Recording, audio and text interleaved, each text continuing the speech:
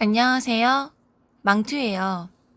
추석 연휴를 맞이해서 망투가 정신간호 2편을 가지고 왔습니다. 와! 지난 시간에 이어서 이론 정리와 기출문제를 토대로 예상 문제를 한번 찝어볼게요.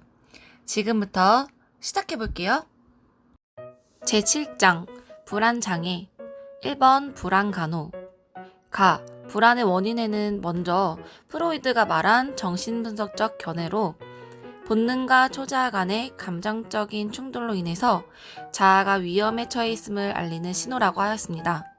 그래서 이때 자아를 보호하기 위해서 방어기전을 많이 사용하죠.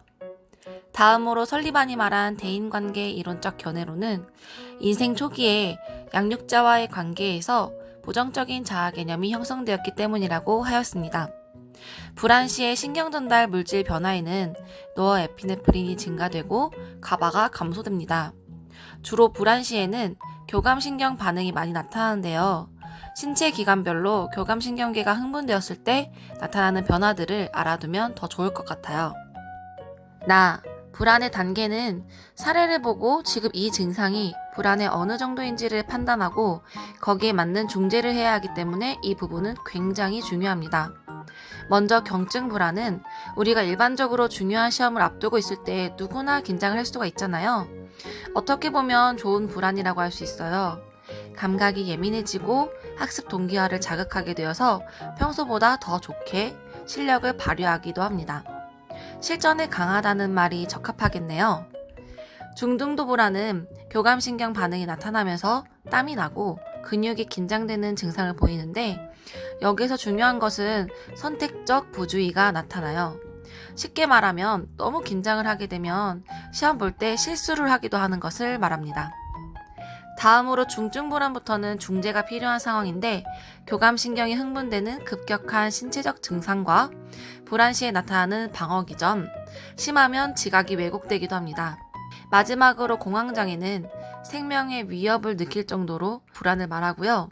요즘에 특히 이 질환이 증가되고 있는 추세입니다.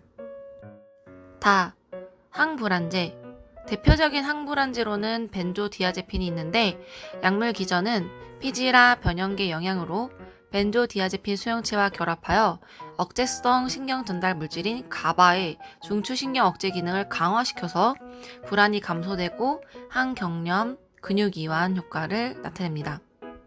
예를 들면 로라제팜, 아티반, 알프라졸람, 자낙스, 디아제팜 등이 있습니다. 보통 졸람이나 제팜으로 끝나는 약이 많아요. 그런데 이 약들의 부작용에는 중추신경이 억제되고 특히 졸음이 오고요. 호흡수 감소나 저혈압, 변비 등이 일어나고 심리적 의존과 내성이 생기기 때문에 장기간 투여 시에는 치료 효과를 높이기 위해서 약물 용량을 늘리기도 합니다. 2번 공황장애 공황장애의 진단 기준에는 예기치 않은 공황 발작이 반복되는데 자율신경계 반응으로는 몸에 떨림과 발한이 있고 신경계 증상으로는 어지럽거나 쓰러질 것 같고 정신증상으로는 내가 아닌 것 같은 이인증이나 비현실감 그리고 죽을 것 같은 공포감이 있으며 가슴이 답답하거나 질식할 것 같은 느낌, 심계항진, 오심, 말초의 지각 이상이 있습니다. 이러한 증상들 중에서 4가지 이상이 나타나면 공황 발작이라고 하는데 한 달에 한 번 이상 발생되고 이후에는 또 다시 이런 일을 경험하게 될까봐 지속적으로 염려하게 됩니다. 약물 치료는 항불안제입니다. 3, 4, 5번은 간단하게 진단명 정도만 볼게요. 3번 광장공포증은 예를 들면 혼자 외출했을 때 또는 군중 속에 있을 때 공공장소에 있을 때 느끼는 공포증입니다. 4번 사회공포증은 친숙하지 않은 사람들과 만나거나 여러 사람들에게 주목받게 되는 상황 시에 두려움을 느끼는 것을 말하고요. 5번 특정공포증은 실제 위험이 없다는 것을 명백히 알고 있는데도 특정 대상이나 상황에 두려움과 공포를 느끼는 것으로 예를 들면 우리 시크릿 가든에서 현빈이 엘리베이터 안에서 힘들어했던 폐쇄공포증이나 무한도전에서 나온 유재석이 가지고 있는 고소공포증 그 밖에도 동그라미 모양을 무서워하는 환공포증이나 벌레공포증 등이 있습니다. 6번 강박 및 관련 장애 강박장애에는 정신분석 이론에 의하면 항문기 퇴행으로 발생한다고 하였습니다. 즉, 대변 훈련 시기에 지나치게 과잉 통제하게 되면 강박적인 성격이 될 수 있는데요. 이때 사용하는 방어 기전으로는 퇴행, 취소, 격리, 반동 형성이 있습니다. 강박장애의 심리적 기전은 강박사고로 인해서 불안을 경험하게 되고 강박 행동을 통해서 불안을 감소시키는 것인데요. 자, 예를 들어 볼게요. 외출 시에 집에 도둑이 들어올 것 같다는 강박사고 때문에 자꾸 문을 잠그는 것을 확인하는 강박 행동을 하면서 불안을 감소시키는 것이 있습니다. 강박장애의 간호중재로는 허용적으로 수용해주는 것인데요. 강박 행동을 하는 것을 지적하고 하지 못하게 하는 것이 아니라 적절한 방법을 통해서 그 행동을 할 수 있도록 수용해주는 것입니다. 그 밖에도 반응 차단과 사고 중지가 있습니다. 기출문제를 보면서 설명해 볼게요. 이 문제는 임용 15년도에 출제된 문제입니다. 담임교사의 말에 의하면 민수는 수업 시간에 여러 번 화장실에 가서 손을 씻는다고 하고 이 행동 때문에 수업이 어렵다고 해요. 이는 대표적인 강박장애의 증상입니다. 또한 학교에서 사용한 책, 문고리 등이 오염되었고 세균이 있다는 생각을 하는 것은 강박사고이며 이런 물건을 만지기 전과 후에 수십 번씩 손을 씻거나 그런 물건을 피한다는 것은 강박 행동을 말합니다. 인지행동 치료 중에서 체계적 둔감법과 사고중지를 설명하라고 하는데 체계적 둔감법은 불안을 야기하는 상황에 불안과 상반되는 이완훈련을 하는 것인데요. 온몸의 긴장을 풀면서 충분히 이완하는 것을 말합니다. 그리고 불안을 유발하는 상황을 상상하면서 편안하게 근육을 이완하고 약한 것에서 강한 것으로 점진적으로 단계를 높여갑니다. 익숙해지면 실제 노출 상황에서도 이완을 하는 것입니다. 이 방법을 민수에게 적용해보면 민수가 눈을 감고 학교 문고리와 책을 만진다고 생각하면서 충분히 이완을 하도록 하고 불안이 생기지 않게 하는 거예요. 그리고 나서는 실제로 책이나 문고리를 만지면서도 근육을 이완하게 해서 불안을 일으키는 자극을 둔감해지게 만들어서 불안을 감소시키는 방법입니다. 사고 중지는 처음에는 외부에서 대상자에게 중지라고 알려주어서 강박사고를 막아주다가 본인이 불안을 야기하는 사고를 하게 되면 스스로 중지라고 외치고 바람직한 생각으로 바꾸어서 하는 것을 연습합니다. 이게 반복이 되어서 충분히 익숙해지면 마음속으로 중지를 외쳐서 강박사고와 강박행동이 일어나지 않게 하는 방법입니다.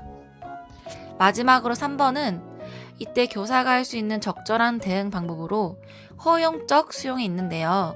이렇게 무언가를 자꾸 씻으려고 하는 강박행동을 걸레를 빤다거나 교실 청소를 담당을 맡게 해서 인정받고 칭찬받을 수 있는 대체물을 만들어주는 것입니다. 다음으로 나머지 강박 및 관련 장애를 볼게요. 신체 변형 장애는 정상적인 외모인데 본인이 신체적으로 결함이 있다고 생각하고 외모가 변했다고 생각하는 것으로 대표적인 예로는 성형 중독이 있습니다. 발모광은 머리카락이나 눈썹을 뽑으면서 불안을 완화시키는 행동이고요. 피부 벗기기 장애 또는 피부 뜯기 장애는 반복적으로 피부를 뜯어서 불안을 완화시키는 질환입니다. 마지막으로 저장 장애는 쓸모없는 물건들을 버리지 못하고 수집하는 것을 말합니다. 7번 범불안 장애는 근거를 찾기 어려운 부유불안과 자율신경 과민 증상을 나타내는 장애인데요. 진단 기준 정도만 알아두면 될 것 같아요. 1번 벼랑 끝에 선 느낌, 2번 정신집중의 어려움, 3번 자극 과민증, 4번 근육의 긴장감, 5번 쉽게 피로하고 6번 수면장애. 이렇게 6가지 증상 중에 3가지 이상이 6개월 동안 지속되는 경우를 말합니다. 8번 학교 공포증은 주로 초등학교 취학을 앞둔 아동이 가족의 품을 떠나서 학교라는 새로운 환경에 적응하지 못하는 분리불안의 한 유형인데요. 예를 들면 학교만 가면 배가 아프다고 하다가 집에 가면 씻은 듯이 나아지는 증상이 대표적이고 학교 공포증의 경우에 중요한 간호는 어떻게든 학교를 가게 하는 것입니다. 9번 선택적 함구증은 부모나 형제와 같이 가까운 사람과는 말을 하는데 아무런 문제가 없지만 밖에서 다른 사람과는 말을 하지 않는 것을 말하며 얼마 전에 이 진단명을 쓰는 문제가 기출되었습니다. 제8장 외상 및 스트레스 관련 장애. 외상 후 스트레스 장애는 진단 기준이 중요한데요. 먼저 외상적 상황으로는 직접 경험하거나 직접 목격하거나 타인으로 인해 알게 된 경우가 있습니다. 이런 외상적 상황 이후에 다음 증상들 중 한 가지 이상이 나타나는데요. 1번 재발하고 있는 것 같은 느낌, 이를 재경험이라고 하고 플래시백이라고 합니다. 2번 반복적이고 무의식적으로 떠오르는 고통스러운 회상. 3번 반복적이고 괴로운 꿈, 즉 악몽을 반복해서 꾸는 것입니다. 유사하거나 상징적인 단서에 노출되었을 때 심각한 고통이나 심각한 생리적 반응이 있습니다. 다음으로 회피는 그 기억을 회피하려고 하거나 외부 자극을 회피하려고 하는 것을 말하고요.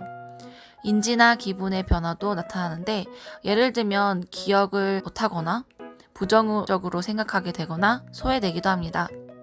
증가된 각성으로는 공격적으로 되거나 과장되게 놀라는 반응을 보이거나 지나치게 경계하거나 집중하기 어렵고 수면장애가 있습니다.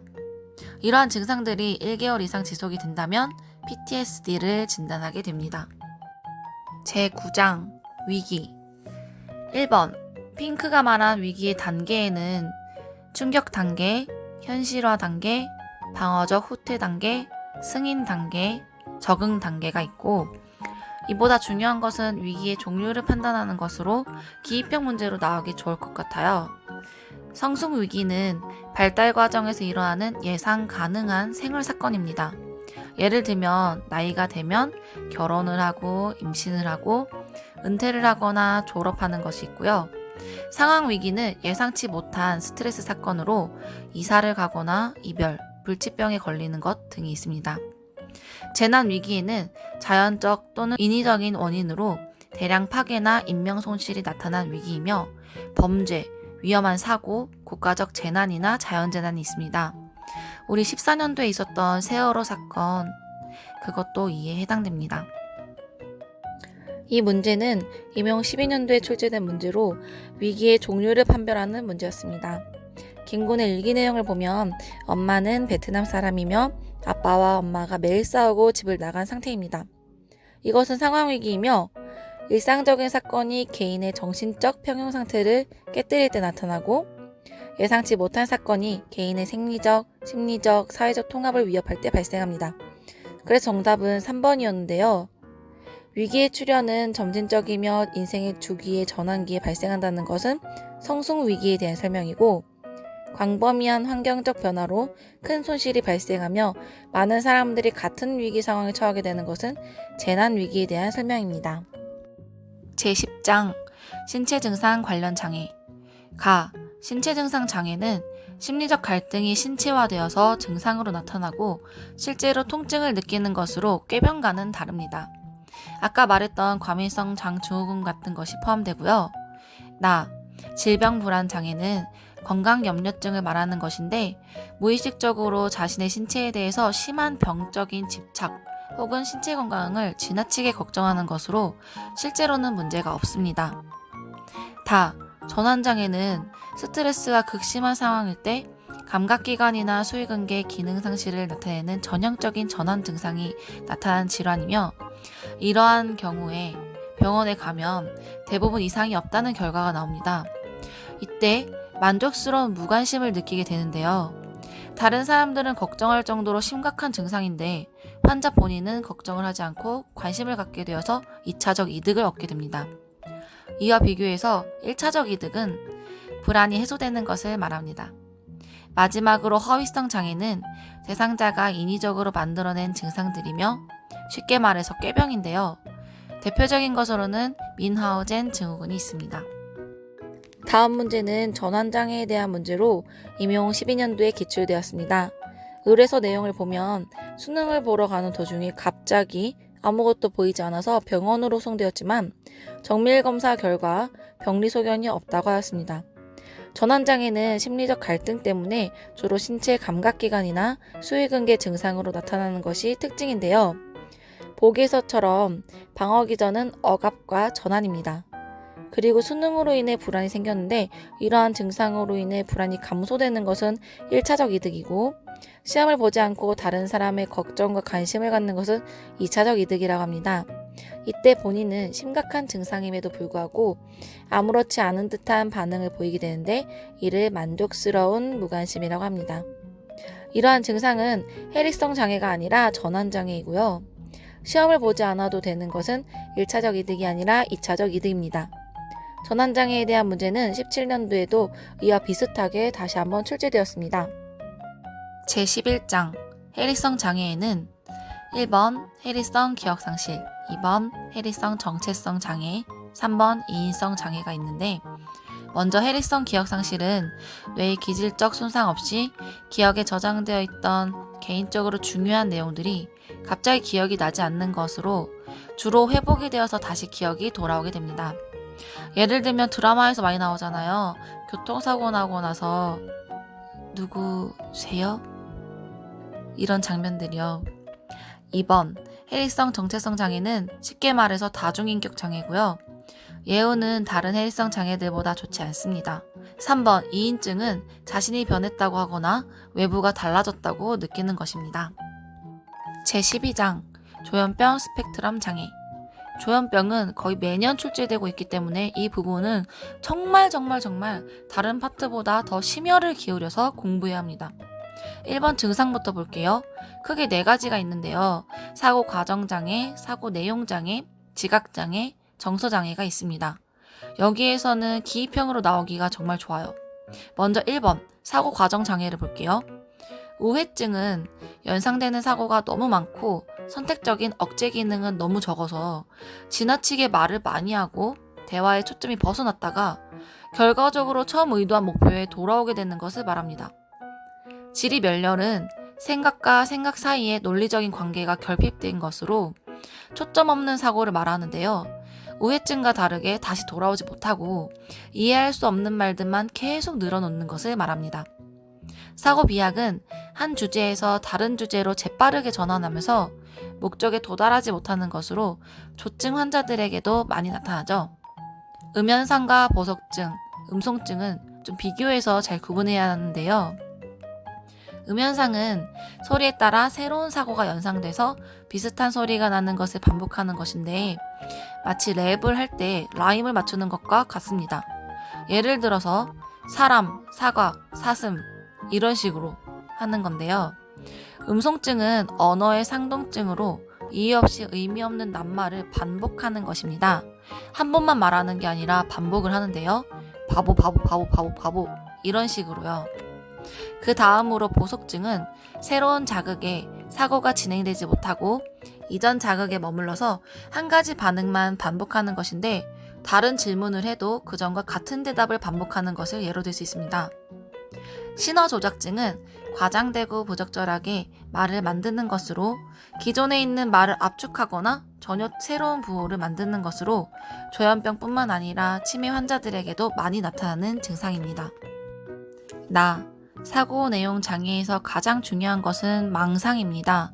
망상이란 현실에 대한 그릇된 해석에서 비롯된 현실에 맞지 않는 불합리하고 잘못된 생각으로 다른 사람들과 공유할 수 없는 것이 특징입니다.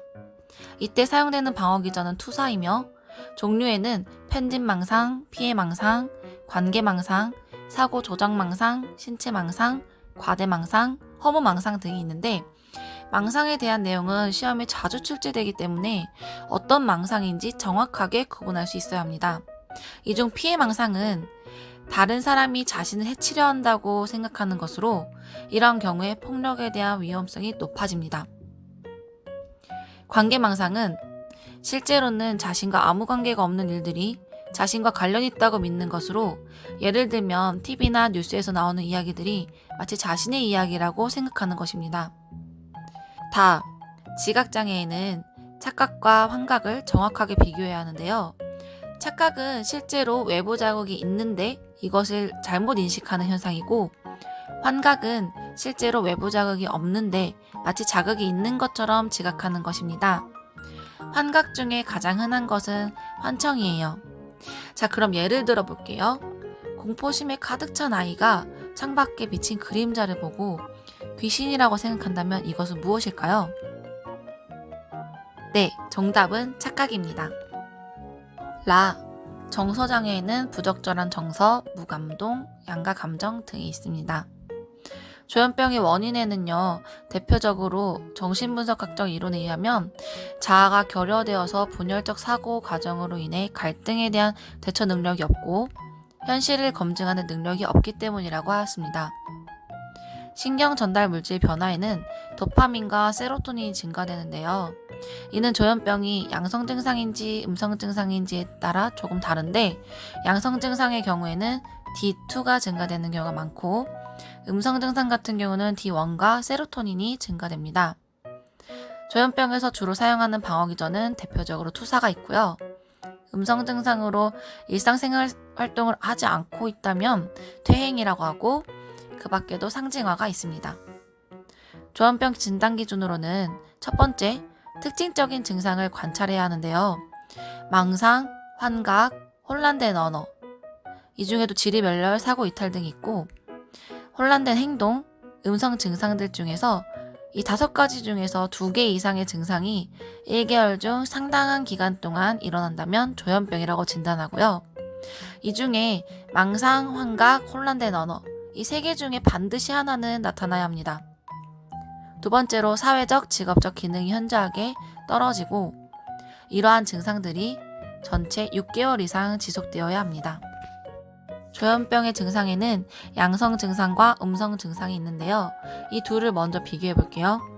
양성 증상은 대표적으로 망상, 환각, 괴이한 행동 등이 있고요.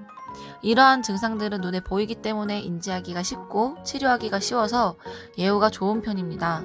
하지만 음성 증상은 반대로 모든 것들이 감소가 되어 있는 듯한 느낌이에요. 말을 하지 않거나 행동을 하지 않기 때문에 예후가 나쁜 편입니다.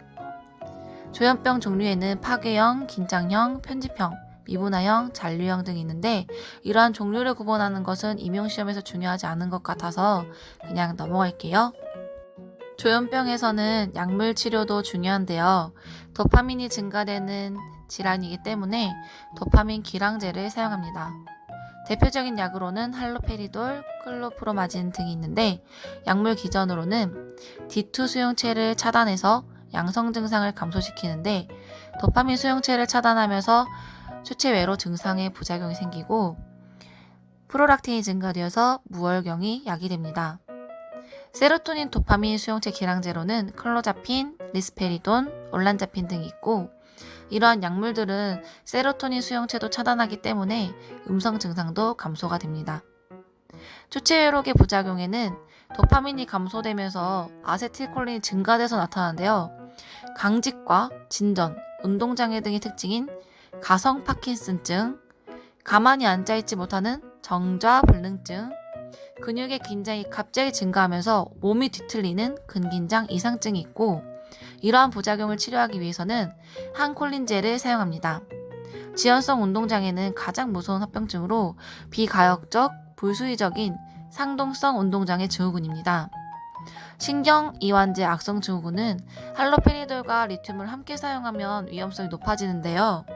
자율신경계 불안으로 빈맥, 혈압 변화, 발한, 의식 수준 변화와 열이 많이 나고 근육이 강직되는 것이 특징이며 광선과민증은 자외선에 노출 시에 색소 침착이나 가려운 발진이 생기는 것이며 이는 따로 치료하지 않아도 되는 부작용입니다. 무가리코증은 호중구가 500개 이하인 것을 말하고요. 클로자핀 사용 시 발생해요. 만약 이 부분에서 시험이 나온다면 어떤 약을 투여하고 있는지 어떤 증상들을 보이는지에 따라서 무슨 부작용인지를 명칭을 정확하게 구분할 수 있어야 합니다. 조현병은 거의 매년 출제되고 있는 부분이며 주로 사고 내용 장애와 약물은 자주 나오는 부분이고 진단 기준은 아직 한 번도 안 나왔으니까 이런 것들을 더 유심히 봐두면 좋을 것 같습니다. 이 문제는 조현병의 증상에 대한 문제로 임용 15년도에 출제되었습니다. 기억, 친구들이 욕하지 않았는데 자꾸 자기를 욕한다고 생각하면서 친구들에게 따지는 것은 피해망상에 대한 내용입니다. 니은, 정수 어머니는 정수가 조현병이라고 진단을 받았을 때 제 생각은 달라요. 우리 아들은 치료받을 필요가 없어요. 라고 반응한 것은 부정이라고 합니다. 조현병 관련 문제는 한 개 더 볼게요. 이 문제는 임용 17년도에 출제된 문제입니다. 작성 방법을 먼저 보면 음성 증상에 대한 것을 찾는 것과 양성 증상 중에 무엇인지, 그리고 니은의 대처 방법이 잘못된 이유를 서술하는 것이었는데요. 음성 증상 두 가지를 먼저 찾아볼까요? 첫 번째, 보건교사가 학교에서도 늘 외톨이로 친구들과 어울리지 않는다고 해요. 라고 한 부분은 사회적 위축을 의미하고, 두 번째, 어머니가 집에서 모든 일에 전혀 의욕이 없어요. 라고 한 부분은 무의욕을 말합니다. 다음으로 기억에서 나를 더 이상 실험 대상으로 이용하지 말란 말이에요. 그리고 엄마가 동네 사람들에게 욕하고 다니는 걸 내가 모르는 줄 알아요? 라고 한 부분은 양성 증상 중에서 피해망상을 의미합니다. 니은에서 뭐라고? 내가 너를 실험 대상으로 이용하고 네 욕을 하고 다녔다니 정말 어처구니가 없구나. 그런 생각을 할 만한 무슨 증거라도 있는 거야? 또 내가 네 욕을 하고 다닌다는 말은 어디서 누구한테 들었는데? 라고 한 부분은 비치료적 의사소통 기법으로 도전이라는 것을 의미하고 이의를 제기하고 증명해보라고 도전하는 것입니다. 이렇게 되면 대상자는 비현실적 사고에 집착하여 망상이나 잘못된 지각을 강화하게 되어서 치료에 효과적이지 않습니다. 제13장 기본장애 1번 양극성 및 관련 장애에는 양극성 장애 1 주로 조증사파가 있고 주요 우울사파가 있거나 없을 수 있습니다. 양극성 장애 2 주요 우울사파가 주증상이며 가벼운 조증 증상이 동반됩니다. 순환성 기본장애는 경조증이 주증상이며 지속성 우울장애가 동반됩니다. 이 중 조증을 보면 그 원인은 도파민, 노에피네프린, 세로토닌이 모두 증가되고요. 정신분석학적으로는 실제로는 죄의식, 절망감 이런 부정적인 감정들이 부정과 반동 형성에 의해서 방어적으로 행동하는 것이라고 하였습니다. 쉽게 말해서 실제로 겉으로 보이는 것처럼 즐거운 것이 아니라 실은 우울한 감정이 있는데 가짜로 즐거운 척하는 질환이라고 생각하면 이해하기 쉽습니다. 조증의 진단 기준에는 팽창된 자존심, 사고 비약, 말이 많고 보고되거나 관찰된 주의 산만, 목표 지향적인 활동의 증가, 고통스러운 결과가 초래될 가능성이 높은 쾌락 활동, 감소된 수면 욕구, 이렇게 7가지 증상 중에서 3가지 이상, 최소 일주일 이상 지속되는 경우 조증이라고 할 수 있습니다. 조증의 약물로 대표적인 것은 리튬이라고 하고요. 기전으로는 신경세포와 근육세포에서 나트륨 수송 변화로 흥분성이 감소되는 기분 안정제입니다. 그렇지만 리튬 독성작용 때문에 부작용을 조심해야 되는데요. 중추신경계 저하 증상과 심혈관계에서는 혈압 하강, 부정맥, 소화기계에서는 입이 마르고 불쾌한 금속맛이 나며 신장계에서는 장기간 투여 시 신장이 손상돼서 신장성 요붕증이 발생합니다. 또한 갑상선 기능 저하나 부갑상선 호르몬 증가, 피부에 발진 등이 발생하는데요. 이러한 것들을 예방하기 위해서는 나트륨을 충분히 섭취하도록 하고 리튬 농도가 급작스럽게 증가되는 것을 막기 위해서 탈수를 예방해야 합니다. 또한 리튬의 혈중 농도를 0.6에서 1.4로 치료 농도로 유지하면서 혈중 모니터를 해야 합니다. 2번 우울장애 원인으로는 조증과 반대죠. 도파민, 노에피네프린, 세로토닌 모두가 감소되고 행동이론에 의하면 우울증 환자들은 자기효능감이 낮고 계속되는 실패로 인해서 상황을 통제할 수 없는 개인의 무능력을 인지하면서 발생한다고 하였습니다. 다시 말해서 나는 항상 이렇게 실패하고 안 돼. 이 또한 학습하게 되는 거죠. 이를 학습된 무력감이라고 합니다. 프로이드가 말한 방어기전으로는 함입을 주로 사용한다고 했죠. 우울의 종류에는 2년 이상 지속되는 지속성 우울장애와 연속 2주 기간 동안 지속되는 주요 우울장애, 좌절에 대한 반응으로 언어적, 행동적으로 공격적인 분노 발작이 생기는 파괴적 기분조절장애, 월경 7일 전부터 발생했다가 월경 시작과 함께 완화되는 월경 전 불쾌장애가 있습니다. 우울증 약물로는 3가지가 있는데요. 노에피네프린과 세로토닌이 재흡수되는 것을 차단해서 증상을 완화시키는 3한계 항우울제, 노에피네프린, 세로토닌, 도파민을 분해하는 효소를 비가역적으로 억제하는 MAOI, 세로토닌만 선택적으로 제우스를 방해하는 선택적 세로토닌 제우스 차단제가 있습니다. 주로 항우울제 부작용에는 기립성 저혈압, 부정맥, 심계한진 등이 나타나는 항아드레너직 증상과 구갈, 변비 등이 나타나는 항콜린성 증상, 진정작용과 체중이 증가되는 항히스타민 작용 증상이 있는데요. TCA는 이 모든 증상이 나타납니다. MAOI에서 중요한 부분은 그 부작용으로 고혈압 위기인데요. 그 이유는 티라민을 분해할 수가 없어서 카테콜라민이 유리되고 고혈압이 발생됩니다. 그래서 중요한 간호는 티라민이 함유된 음식을 먹지 않는 것이며 이 문제에 대해서는 17년도에 출제되었습니다. 제14장 자살 1번 청소년 자살 심리에는 대표적으로 4가지가 있는데 문제 해결 능력 부족으로 어려운 상황을 피하기 위해서 회피 심리, 자신을 학대하는 초자아로부터 야기되는 죄책감으로 인한 자기 처벌 심리, 욕구 좌절 시에 성질을 자제하지 못하고 흥분하는 충동적인 자해 심리, 소중한 사람의 죽음으로 저승에서 만나기 위한 재결합 심리가 있습니다. 자살과 관련된 것으로는 세로토닌 결핍이 있고요. 자살을 하기 전에 단서를 남긴다고 해요. 언어적으로는 죽고 싶다고 하거나 그러한 글을 남기거나 내가 없어지면 더 좋겠지? 라는 말을 하고요. 행동적으로는 자신의 소중한 물건들을 남에게 주거나 마치 먼 여행을 떠난 사람처럼 주변을 정리하고 성격이 180도 변하거나 충동적인 행동이나 위험한 행동을 하고 학교 생활에 관심이 없고 친구들로부터 소외가 됩니다. 다음 문제는 자살 원인 및 징후에 대한 문제로 임용 12년도에 출제되었습니다. 나, 계속 취업에 실패하면서 점차 우울해지고 다, 자살할 거야. 농담 반 진담 반으로 말하고 마, 오랜만에 밝은 표정에서 반가웠어요. 자기가 아끼는 물건을 주어서 다 받아왔어요. 라고 하는 것은 자살 징후로 볼 수 있지만 가와 라는 자살과 관계없는 부분입니다. 제15장 물질 관련 장애 1번 물질 사용 먼저 정신분석적 원인으로는 구강기 고착과 퇴행으로 인해 과도한 흡연이나 폭음을 한다고 하였고요. 자아의 내적 통제가 부족해서 심리적 욕구를 즉각적으로 만족시키기 위해 물질을 사용한다고 했습니다. 심리적 요인으로는 자아 존중감이 낮은 경우에 이런 가능성이 높다고 했고요. 여기서 제일 중요한 것은 용어들의 정의를 명확하게 구분하는 것인데 먼저 가장 많이 출제되었고 헷갈릴 수 있었던 것은 남용과 오용입니다. 물질 남용은 문제가 있음에도 약물을 중단하지 못하고 계속적으로 사용하는 것이고 오용은 정확한 처방 없이 임의로 약물을 잘못 사용하는 것입니다. 예를 들면 살을 빼기 위해서 변비약을 먹는 것은 오용에 해당됩니다.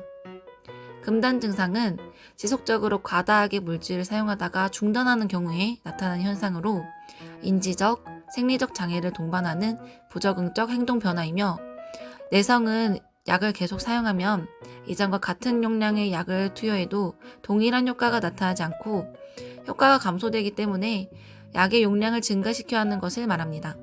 더 나아가서 교차 내성은요, 특정 약물에 내성이 생긴 경우 비슷한 종류의 다른 약물에도 내성이 생기는 것을 말하는데요. 이 부분에 대해서는 최근 국시에서도 출제되었기 때문에 더욱 눈여겨보는 것이 좋을 것 같습니다.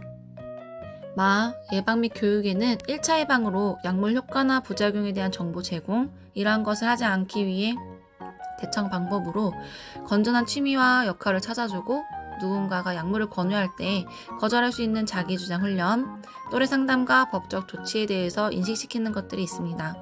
2차 예방에는 약물 사용 시 나타날 수 있는 징후를 관찰해서 발견 즉시 즉각 조치를 취하고 약물 남용 실태를 조사하거나 금연 치료를 하는 것입니다.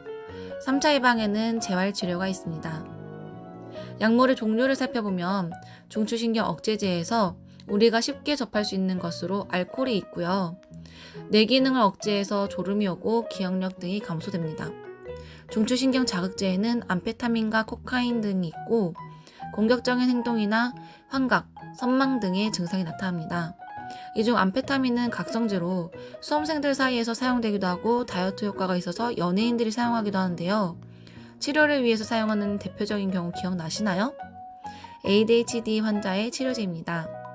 아동간호에서도 말했듯이 이 약물은 심리적, 신체적 의존이 있고 내성이 있기 때문에 몇 달에 한 번씩 약을 쉬는 날을 가져서 증상이 호전되면 투약을 멈춘다고 했던 거 기억나시나요? 코카인은 주로 코로 흡입하면서 부작용으로 비중격 파괴가 대표적입니다. 다음으로 마약류에는 아편 수용체의 활동에 강력한 효과로 고통스러운 느낌을 제거하고 기분을 좋게 만드는데요.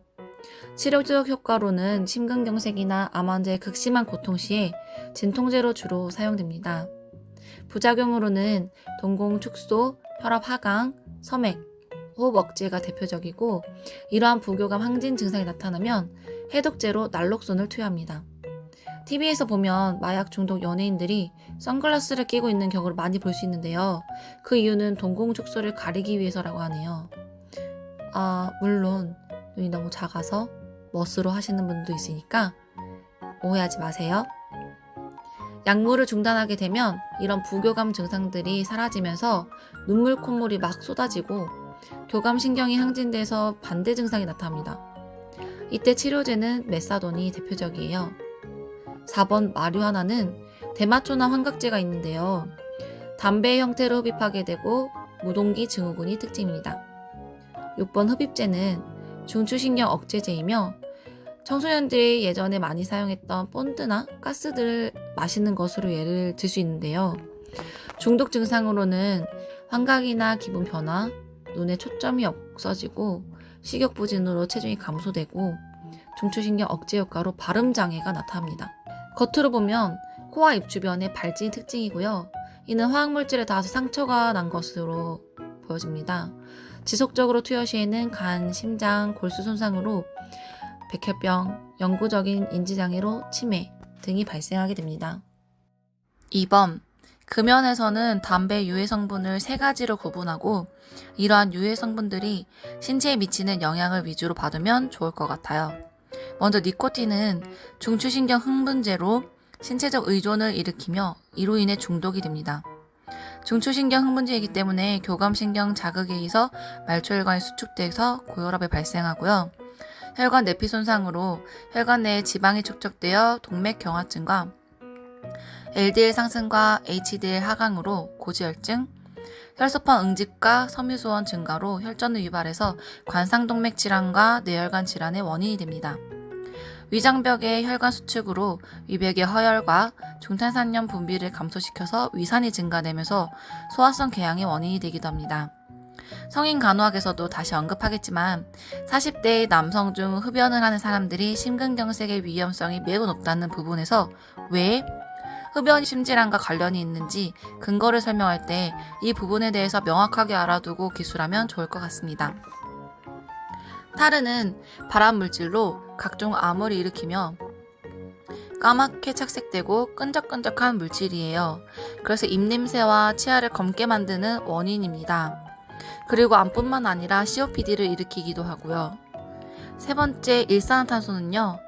적혈구의 헤모글로빈이 산소와 결합하는 능력보다 일산화탄소와 결합하는 능력이 훨씬 커서 혈액의 산소 운반 능력을 방해하며 저산소증을 일으키고 일산화탄소 중독을 일으켜서 뇌기능이 저하되고 노화 현상을 유발합니다.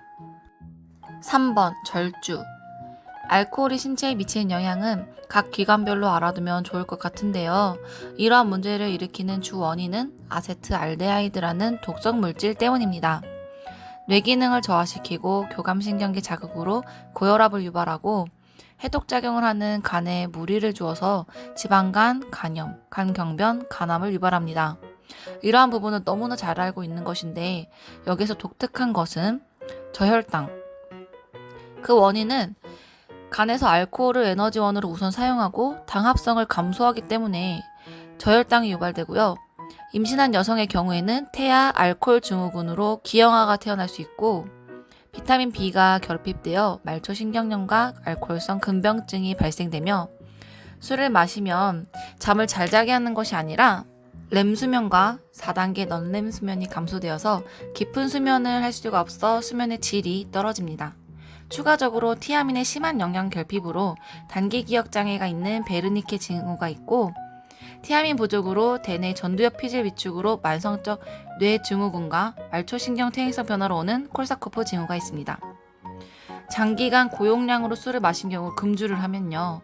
12시간 이내에 시작해서 2일째 최고에 달하는 진전선망을 증상을 보이는 것으로 알코올 금단 증상입니다.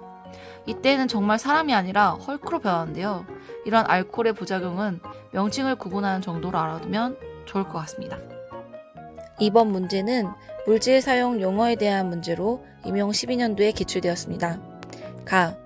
계속적 약물 사용으로 신체적, 심리적, 사회적 문제가 있음에도 약물을 중단하지 못하는 상태는 물질 남용이고, 가족 일원 중 한 명의 약물 중독으로 인해서 다른 가족이 심각하게 영향을 받는 행동 양상은 공동 의존이며, 약물에 의존된 상태에서 약물 사용을 중단하거나 감량했을 때 나타나는 증상은 금단 증상으로 정답은 5번이었습니다. 제16장 섭식장애 1번 신경성 식욕부진에는 분리개별화 이론에 의하면 어머니가 너무 과잉보호하여서 나타나는 경우가 있고, 생화학적 이론으로는 세로토닌 저하로 충동성 때문에 발생한다고 합니다. 신경성 식욕부진증 진단 기준이 중요한데요. 첫 번째, 나이, 성별, 발달에 근거할 때 심각할 정도로 저체중이고, 두 번째, 심각할 정도로 저체중임에도 불구하고 체중이 증가하고 살찌는 것에 대한 강한 두려움을 가지고 있어서 체중 증가를 막기 위한 지속적인 행동을 합니다. 세 번째, 체중과 몸매에 대한 자기평가가 비현실적이고 저체중의 심각성을 인지하지 못합니다.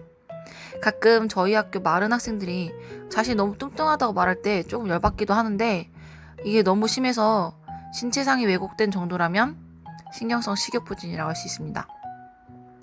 신경성 식욕부진증 환자들의 주된 증상으로는 무월경, 그러니까 너무 먹은 게 없어서 자궁벽이 두꺼워지지 않기 때문에 월경을 하지 않고요.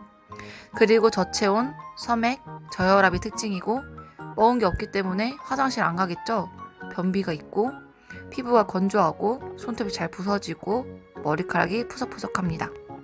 2번, 신경성 폭식증은 첫 번째, 대부분의 사람들이 먹을 수 있는 양보다 훨씬 더 많은 음식을 섭취하는데, 폭식에 대한 자제하는 감각의 결여로 음식 섭취를 멈출 수가 없거나 자제할 수 없을 정도로 반복적인 폭식이 있습니다.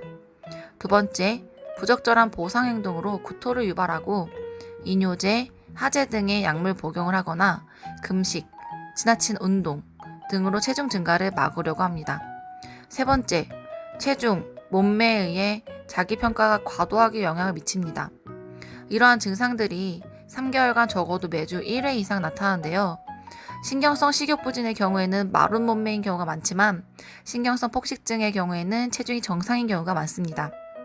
합병증으로는 구토로 음식을 제거하는 행동을 하면서 위산이 역류되면서 치아가 부식되고 위식도 출혈과 인후 불편감이 있습니다. 또한 충치가 발생하기도 하고요. 그리고 손가락을 넣어서 구토하는 경우에 엄지손가락과 검지손가락 사이에 굳은 살 같은 흉터가 생기는 루셀 사인이 있습니다. 3번 폭식장애는 폭식을 하지만 보상행위를 하지 않는 것으로 평소보다 아주 음식을 빨리 먹거나 불쾌할 정도로 배가 부를 때까지 먹거나 배가 고프지 않는데도 많이 먹거나 이러한 자신이 창피해서 혼자 먹거나 과식 후에 자신이 혐오스럽고 우울해지는 죄책감에 빠지는 것을 말합니다. 마치 망투 같네요. 제17장 수면장애에서는 종류를 구분하고 이러한 증상이 어떤 진단명을 갖게 되는지를 판단할 수 있을 정도로 공부하면 좋겠습니다. 1번 불면장애는 불면증이라고도 하죠. 수면의 시작과 유지가 힘든 상태로 3개월 이상 지속되는 경우를 말합니다. 2번 과다수면장애는 과도한 수면의 양과 낮에 조는 것이 특징인데요. 서파수면이 감소되고 7시간 이상을 잤는데도 아침에 일어나는 게 힘들고 수시로 잠에 빠집니다. 이때 중요한 간호는 낮잠이고요. 안전을 위해서 지나친 졸음 시에는 운전이나 기계를 사용하지 않도록 하는 것입니다. 3번 기면증은 비정상적 렘수면으로 다음과 같은 증상이 있어야 합니다. 첫 번째, 지속되는 저항할 수 없는 졸음인 수면 발작. 두 번째, 의식은 있는데 짧은 시간 동안 감정에 의해 촉진되는 근육 긴장의 갑작스러운 상실인 허탈 발작. 세 번째, 인면기와 출면기의 환각이 있습니다. 인면기는 잠이 들 때고 출면기는 잠이 깰 때를 의미하는데요. 이때 수면마비가 일어나기도 하는데 설명이 조금 어려우시죠? 쉽게 말하면 우리가 가위에 눌릴 때 몸이 움직여지지 않는 것은 수면마비고 헛것을 보는 것은 인면기, 출면기, 환각을 말합니다. 4번 폐쇄성 수면 무호흡, 저호흡은 수면 중에 목, 구개, 혀의 근육이 이완되면서 상기도 폐쇄를 유도해서 나타나는 증상이고요. 5번 일주기 리듬 수면 각성 장애는 교대 근무 직업에 종사하는 사람들이 수면과 각성의 일정이 변경되어서 신체 일주기 리듬과 맞지 않는 수면 장애를 말합니다. 추가적으로 정리해보면 넌렘 수면과 렘 수면에서의 수면 장애를 구분해 볼게요. 넌렘 수면의 수면 장애는 야경증, 목류병, 불면장애, 과다수면 장애가 있고 렘 수면의 수면 장애는 악몽 장애, 기면증이 있습니다. 제18장 성 관련 장애. 1번 성기능 장애에는 성욕 감퇴 장애와 발기 장애가 있고 2번 성 도착 장애에는 소화성애 장애, 물품 음람 장애, 의상 도착 장애, 마찰 도착 장애, 노출 장애, 관음 장애, 성적 피학 장애, 성적 가학 장애가 있습니다. 3번 성 불쾌감은 성 정체성 장애로 자신의 성역할이 부적절하다고 하는 것이고 이러한 경우에 성 전환 수술하는 경우가 있죠. 그 원인은 남근기에 이성의 부모를 과도하게 동일시하며 생기는 남근기 고착 현상이라고 합니다. 제19장 아동 정신 간호. 1번 자폐증 스펙트럼 장애. 이 부분은 제가 시험 문제 출제자라면 정말 내고 싶은 문제예요. 원인으로는 분만 전후에 뇌 기능이 손상되었거나 유전적인 경우가 많습니다. 가장 중요한 것은 진단 기준인데요. 1번 사회적 상호작용 장애는 첫 번째, 사회적 관계를 만들고 유지하고 이해하는 데 결함이 있습니다. 예를 들면 또래에 대한 관심이 없어요. 두 번째, 사회 및 정서적 상호성에서의 결함이 있습니다. 예를 들면 일반적인 대화가 어렵고 다른 사람과 정서를 공유하는 데 제한이 있습니다. 세 번째, 사회적 상호작용을 위해 비언어적 의사소통 행동에서의 결함이 있는데요. 예를 들면 눈 맞춤을 하지 못하는 것이 있습니다. 2번, 판에 박은 관심과 행동에서는 첫 번째, 정도나 초점이 비정상적인 매우 제한적이고 한정된 흥미. 두 번째, 상동적이거나 반복적인 말, 동작 또는 사물의 사용. 감각 자극에 대한 둔감 혹은 민감 반응 또는 환경의 감각 양상에 대한 특이한 감각적 관심. 네 번째, 동일성에 대한 고집, 판에 박힌 일과의 집착, 언어 또는 비언어적 행동에 의례적인 패턴이 있습니다. 제 상의가 감동이다 라고 외우면 잘 외워질 텐데요. 자폐증은 주로 3살 이전에 발병하고 여자보단 남자가 많다고 하네요. 이와 유사한 것으로 생후 6개월 이후에 심각한 발달 장애를 보이는 레트 장애, 생후 3살, 4살 때쯤부터 지적, 언어적 기능이 붕괴되는 소화기 붕괴성 장애, 자폐성 장애와 비슷하지만 언어가 명확하고 인지장애가 없는 아스퍼거 장애가 있습니다. 2번, 반응성 애착 장애는 5살 이전에 아동이 발달적으로 부적절한 사회적 관계를 보이는 장애입니다. 3번, 파괴적 행동장애에는 품행장애와 적대적 반항장애가 있고 품행장애의 진단 기준은 1번, 사람과 동물에 대한 공격성으로 다른 사람을 괴롭히거나 협박하고 신체적 싸움을 하거나 위험한 무기를 사용하거나 잔인한 행동을 하거나 성적인 행동을 강요하고 2번, 재산 및 기물 파괴로는 의도적으로 방화를 하거나 다른 사람의 재산을 의도적으로 파괴하고 3번, 사기 또는 도둑질에는 자주 거짓말을 하거나 무단 침입하거나 물건을 훔치고 4번, 심각한 규칙 위반에는 자주 무단결석을 하거나 밤늦게까지 집에 들어오지 않거나 가출을 합니다.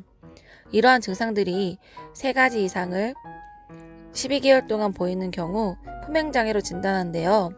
18세 미만의 아동에게 적용하고 18세 이상이면 반사회적 성격장애로 진단합니다. 적대적 반항장애는 폭력을 보이진 않지만 부정적이고 적대적인 행동을 하고 자주 화를 내거나 권위적인 사람과 말싸움을 하거나 자신의 실수를 남의 탓으로 돌리는 행동을 보입니다. 쉽게 말하면 반항하는 아이들을 떠올리면 돼요. 4번 틱장애는 불수의적 반복적으로 갑자기 빠르고 불규칙하게 움직이는 상동적 근육 움직임이나 발성을 말하는 것이고 4주일에서 1년 정도의 기간이면 일과성 틱장애, 1년 이상 지속되면서 운동틱과 음성틱이 같이 나타나면 또렛장애라고 합니다. 틱은 도파민 과잉으로 발생하면서 도파민 결항제를 치료제로 사용합니다.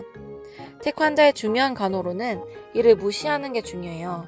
지적하면 그 증상이 더 심해지기 때문이죠. 좋은 방법으로는 이 아이가 다른 사람이 없을 때 틱 증상을 허용할 수 있도록 하는 것인데요. 만약 선생님들이 이런 틱 학생을 마주한다면 어떻게 하실 건가요? 예를 들면 잠시 교실 밖으로 나가 있을 수 있게 심부름을 시키는 것이 좋은 방법입니다. 5번 충동 조절 장애에는 간헐적 폭발 장애, 도박 장애, 병적 도벽, 방화강이 있습니다. 이렇게 충동을 억제할 수 없는 원인으로는 세로토닌 감소 때문이라고 합니다. 자폐증에 대한 문제는 아직 한 번도 출제되지 않았지만 만약 나온다면 이런 식으로 나올 것 같아서 직접 문제를 만들어 봤습니다. 사례를 보고 진단명을 추측하고 진단 기준을 서술하는 문제가 나올 수 있겠네요. 오늘 영상은 여기까지예요. 이것으로 정신간호학을 모두 마쳤습니다. 와! 다음 영상에서는 아기다리 고기다리 덤 모성간호학을 준비해서 오겠습니다. 풍성한 한가위 보내시고요. 기분 좋고 재미있게 망추와 함께 공부해요. 다음 영상에서 만나요. 그럼 안녕. 아참! 망투는 여러분의 구독과 좋아요와 댓글의 힘으로 영상을 만들고 있습니다. 아시죠? 그럼 진짜 안녕!